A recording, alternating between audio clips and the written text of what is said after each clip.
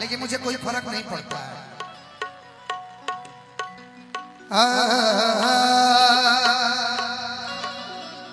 सुनिएगा शिवानी जी कि टूटे हुए प्यालों में तू, मैंने सुन लिया है पहले।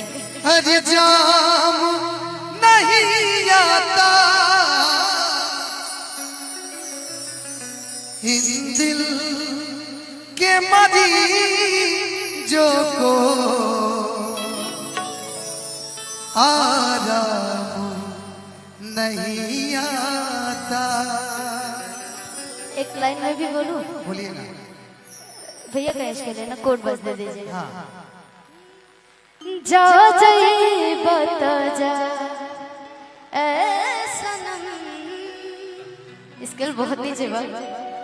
देख के जिंदगी बखा दी जखम, तो उससे पहले के दिल में हमारा के हुआ चाहेगा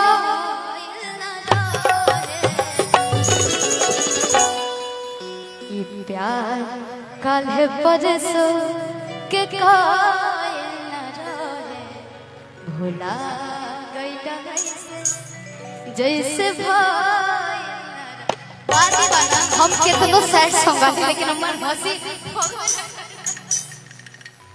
बड़ा प्यारा आपने लाइन बोला। हमारे भाई क्या लाइन है?